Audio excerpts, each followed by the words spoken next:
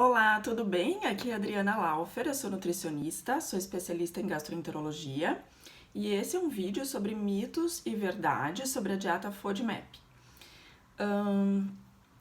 Tem alguns profissionais que são mega fãs da dieta FODMAP e tem alguns profissionais que não. Isso é compreensível porque podem existir muitas linhas de atendimento, né?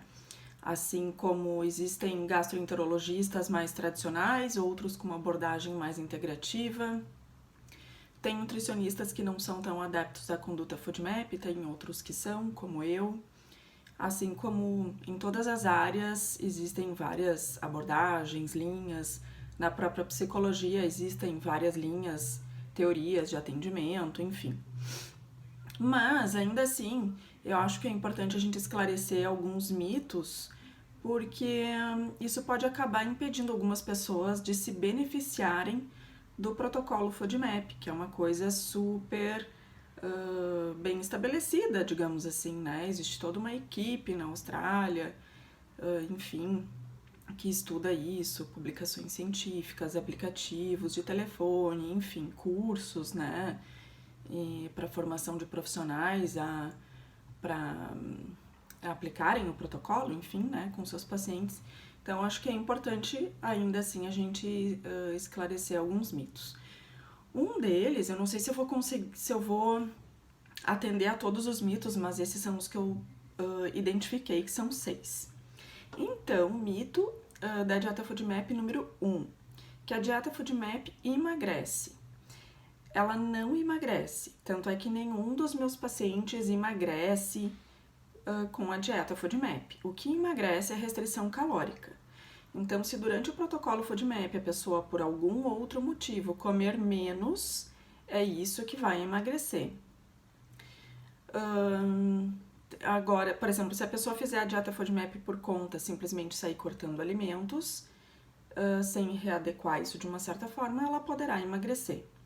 O que acontece, ao menos comigo na minha experiência, é que os pacientes chegam para o meu atendimento, às vezes bastante emagrecidos, mas isso é porque eles não estão conseguindo comer ou porque eles fizeram restrições por conta, pelo próprio medo de comer, foram cada vez comendo menos, porque alguns se sentem muito melhor em jejum, né? Quando eles comem, eles têm desconforto, então eles acabam evitando de comer para não sentir o desconforto. Mas o protocolo FODMAP em si não emagrece. Uma coisa que pode acontecer que dá uma sensação de emagrecimento é que a barriga desincha. Então, quando a barriga está inchada, está distendida, pelos próprios sintomas, enfim, isso dá uma sensação de estar gordo, digamos assim. E aí, quando a gente faz o protocolo FODMAP, usa probiótico em conjunto ou não, enfim, isso é caso a caso, aí a barriga desincha. E isso dá uma sensação, assim, de estar mais magro. Mas quando a pessoa sobe na balança, ela não necessariamente emagreceu. Não custa ainda assim também falar aqui que uma variação de 1,5 kg para mais ou para menos no nosso peso é uma variação normal de peso. Então, se eu estou com 1 quilo a menos, não significa que eu tenha emagrecido, isso pode ser só uma variação normal. Para ser considerado emagrecimento, tem que ser uma quantidade de peso maior, né, num X período de tempo. Certo? Então vamos ao mito da dieta FODMAP número 2. A dieta é pobre em fibras. Não necessariamente. É possível adequar de uma forma super legal as fibras na dieta. Quando a gente retira as leguminosas, que são os feijões, na dieta FODMAP, acaba que esse grupo na dieta restritiva FODMAP tem que ser excluído quase que completamente, né? E as leguminosas são realmente alimentos bastante ricos em fibras, mas ainda assim restam diversos outros alimentos super ricos em fibras, desde arroz integral, aveia, quinoa em flocos ou em grãos, laranja, vegetais crus, outras frutas também, enfim. Então, não necessariamente ela é pobre em fibras. A questão é que o profissional ele tem que se dedicar para fazer um plano alimentar para o paciente que seja adequado em fibras nesse contexto, né? Ou o próprio paciente se dedicar a comer outros alimentos que daqui a pouco ele não está acostumado, né? E que sejam adequados em fibra. Vamos ao mito número 3. A dieta é desequilibrada e carente em nutrientes. Também não concordo, tá? Porque se a natureza tivesse colocado os nutrientes só em determinados alimentos, a gente estaria lascado, né? Então, claro que não dá pra agir como, por exemplo, um vegetariano, né, que acha que fazer a dieta vegetariana é só deixar de comer carne e aí fica comendo só carboidrato. Não, ele tem que adequar a alimentação dele. Não é porque eu vou estar tirando algumas frutas, alguns vegetais ou as leguminosas, alguns carboidratos, né, alguns tubérculos, enfim, que isso vai tornar a minha dieta totalmente desequilibrada. Ainda assim eu terei os macros, né, carboidrato, ainda terei carboidrato, proteína, gorduras, e dentre os micronutrientes, assim como numa dieta vegetariana, a gente tem que fazer adequações, também na dieta FODMAP é totalmente possível. Agora, a sua dieta vai ficar desequilibrada se além das restrições da FODMAP, a sua alimentação já for pouco variada, né? Suponhamos que você seja uma pessoa que não varia muito, que tem um paladar um pouco infantil, aí ainda somando com as restrições da dieta FODMAP, poderá daí sim realmente ficar carente em nutrientes ou desequilibrada. E sempre reforçando também que isso vai ser pior se você fizer sozinho, né, ou não tiver uma boa orientação de um bom plano alimentar. Então, vamos agora ao mito 4. A dieta é muito difícil e muito restritiva. Sim, eu considero ela uma dieta difícil, sim, ela tem muitos detalhes, sim, acho ela restritiva, mas isso é tudo muito relativo. O que é difícil para um não é difícil para o outro, né? E na verdade, normalmente os pacientes com síndrome do intestino irritável, eles, devido aos seus desconfortos, eles estão bastante dispostos a fazer o que é preciso para melhorar.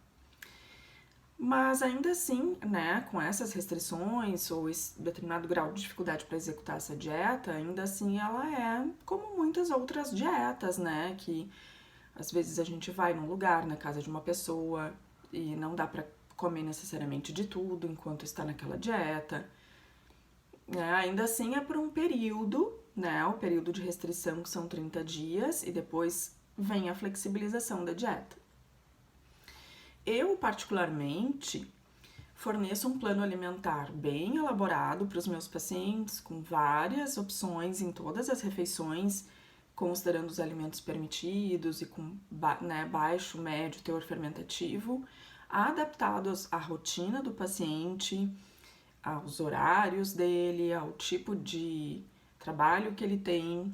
Ainda forneço mais de 200 receitas adaptadas para o protocolo FODMAP, lista de produtos sem FODMAPs, né, ou low FODMAPs, que a pessoa pode ir no mercado comprar para consumir. Então, tudo isso diminui bastante a sensação de restrição ou de dificuldade do paciente. Acaba sobrando, sim, aquelas dificuldades naturais de qualquer dieta, que é ir comer na casa de alguém ou comer fora. Mas isso faz parte do contexto de qualquer dieta e ainda assim é temporário, né? Acredito que vale a pena também a gente fazer um certo esforço nesse sentido em favor de um tratamento, né? Enfim, vamos ao mito 5. Mito 5. A reintrodução dos alimentos leva meses. Não. No protocolo original da Universidade de Monash, né, existe uma maneira correta de fazer isso e não leva meses. Na minha experiência, que sigo esse protocolo, leva em torno de 45 dias. Então, a gente escolhe um alimento representante de cada um dos carboidratos, né? Então, por exemplo, eu vou testar um alimento que tem oligosacarídeo, um que tenha frutana, galactana, lactose, frutose e poliol. E aí eu vou testar um alimento que tem oligosacarídeo e assim por diante, né, com todos os carboidratos, em quantidade pequena, média e grande. Cada um desses testes pode levar 3 dias, né? Porque eu posso testar uma quantidade cada dia, até uma semana para quem gosta de dar um intervalo. Então, mais ou menos 45 dias, não meses, e não é simplesmente sair comendo de qualquer jeito. Existe uma maneira correta de fazer isso. E mito 6, vamos lá. Depois da dieta FODMAP, a pessoa fica com medo de comer. Não, a pessoa chega para atendimento normalmente com muito medo de comer. Aí a gente inicia o protocolo, a pessoa melhora bastante dos sintomas, aí a gente faz os testes de reintrodução. Aqui sim, algumas pessoas, as mais ansiosas, podem ficar com medo de fazer os testes porque poderão sentir desconforto e a dor abdominal que sentiam anteriormente. Mas aí com essas pessoas, né, eu repasso a questão de que a pessoa vai começar os testes com a quantidade pequena, então, numa quantidade pequena, a chance dela ter uma reação muito forte, de uma dor, como ela tinha antes, é muito pequena. E se ela tiver qualquer desconforto, ela já vai suspender o teste. Porque se ela já tiver um desconforto importante com a quantidade pequena, é porque ela não tolera aquele carboidrato. Então, é justamente o contrário.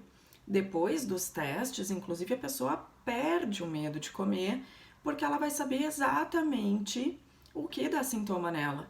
Então, se ela fez o teste com oligosacarídeo e percebeu que já na quantidade pequena ela teve sintomas importantes, ela já vai saber que todos os alimentos com oligosacarídeo é melhor que ela evite, né? Porque senão ela poderá ter bastante desconforto. Ou então ela vai administrar quando consumir alimentos com oligosacarídeo, porque ela sabe que ela poderá passar mal, então ela não vai fazer isso numa festa ou nas férias, enfim. Então, o protocolo dá justamente mais autonomia, né, e segurança para o paciente administrar suas próprias escolhas, a sua própria alimentação sozinho. E aí é justamente quando ele perde o medo de comer, tá bom? Então, eu acho que, a princípio, são esses, sim, os principais mitos.